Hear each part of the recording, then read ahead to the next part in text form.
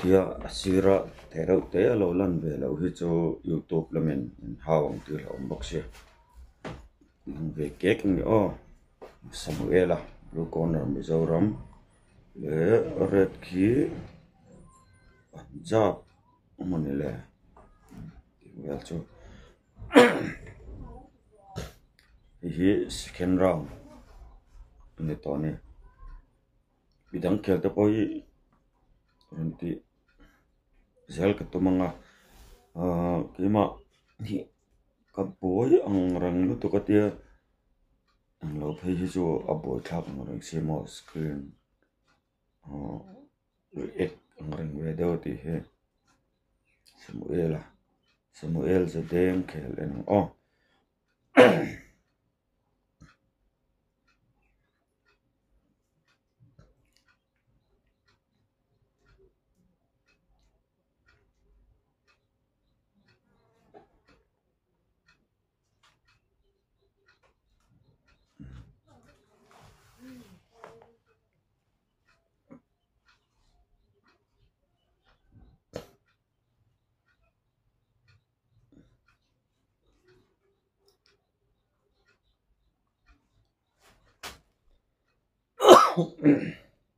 hi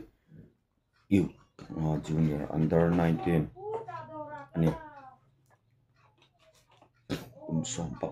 kumsom pakwa noilam panghau melna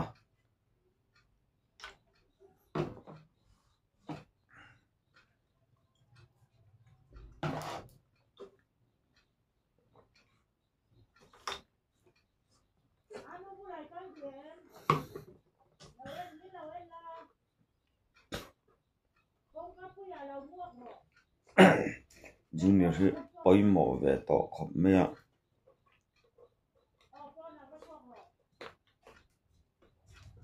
gol te la phei chutna in nei ve deuh tlang pui zel ni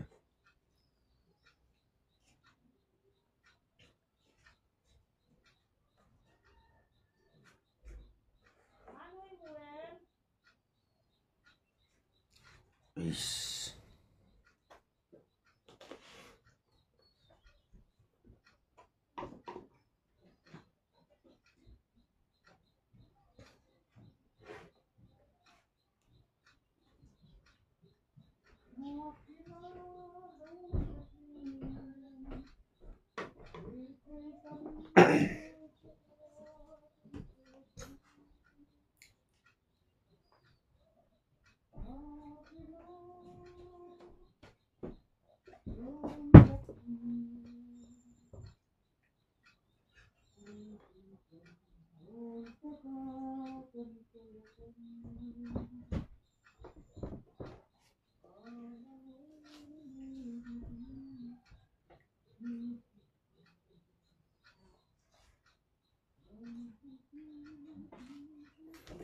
first round ni zawa boxing hi ke chu comment hi ahar ka te lo en le vung thena ka lo en tui le thena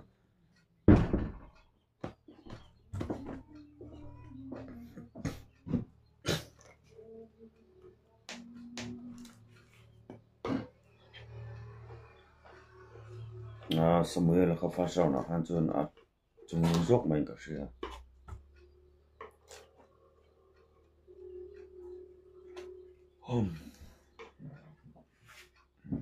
ki red second man pon shil na samai tle zau mai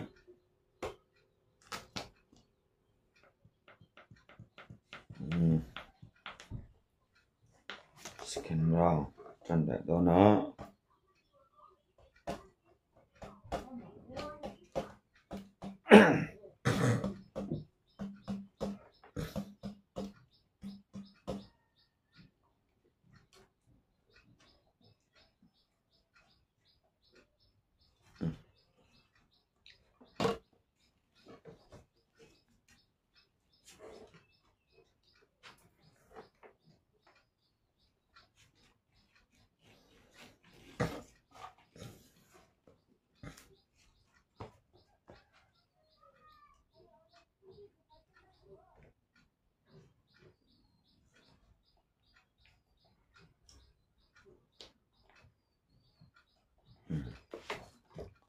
mẹ là chép lệ dậu dậu chỉ nó ở hi khel na mon hi noi ta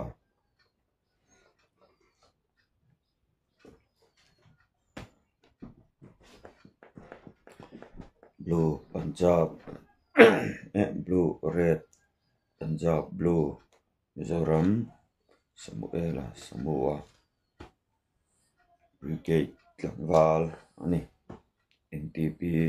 boxing team aminia ni hi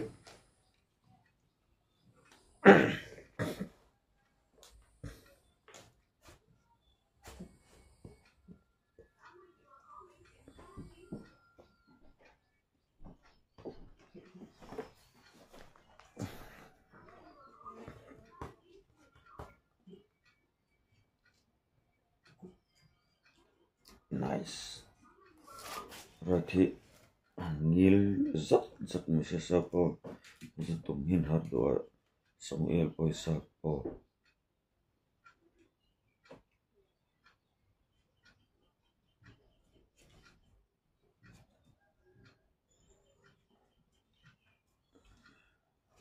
anh ta khá lâu right dọc xe biết còn lâu hơn lâu lụt tổ khá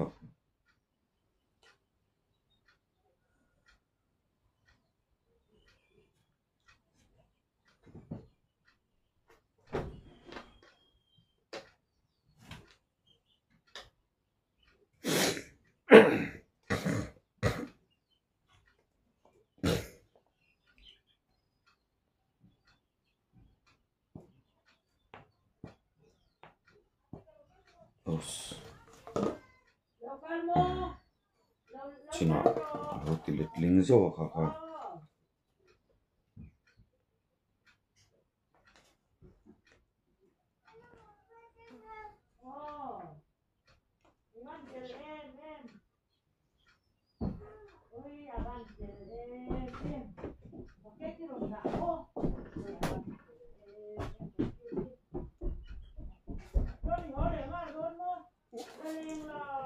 second round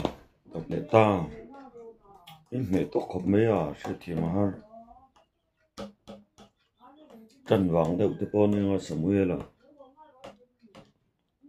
một chắc all liu mấy à anh là chắc xét là mà ô cái tiền tụi nó bỏ hàng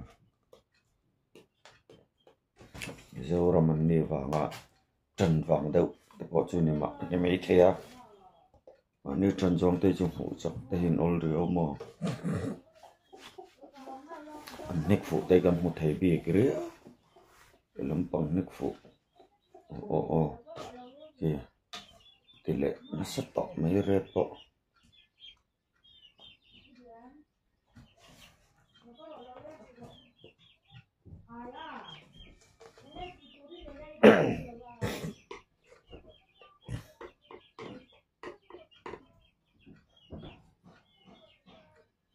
ta trong tỷ lệ cho nó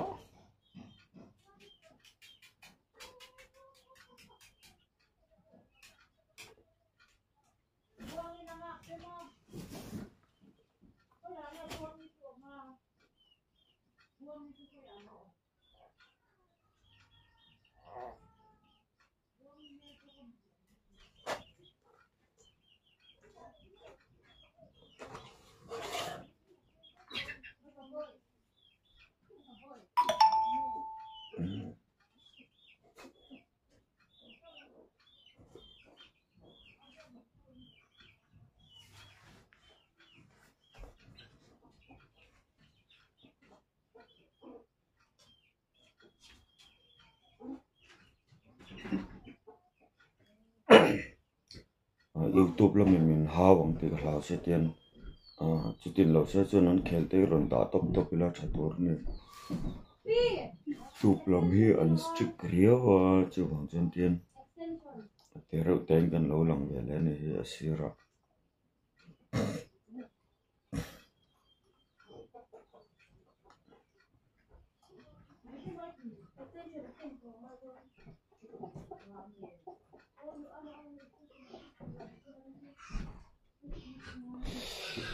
alright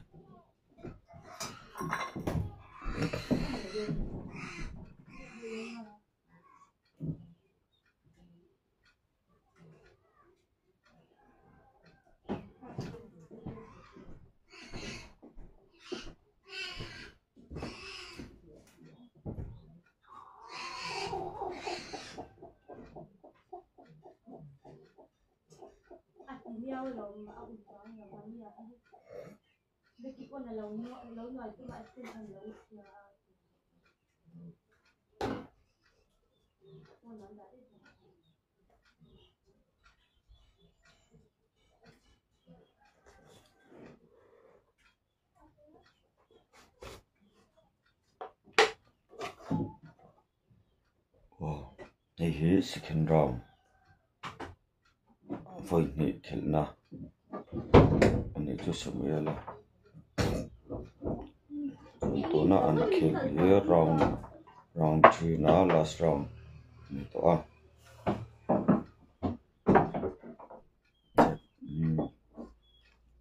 low slip mình nhị cả right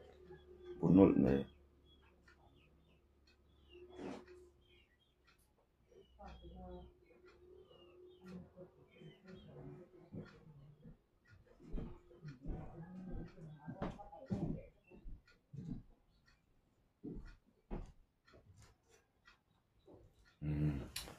ta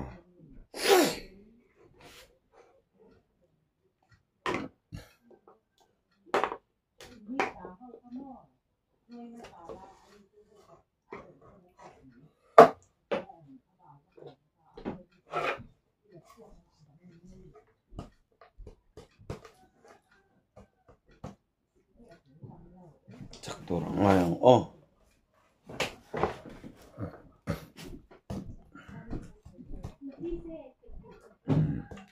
Jangan buang tuh nih, begitu nih.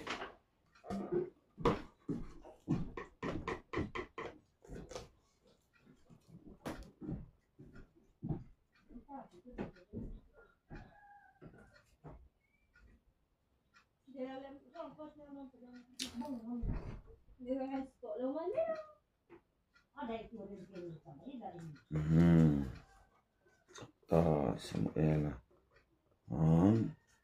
recorder well chu ni thong a khele tur hi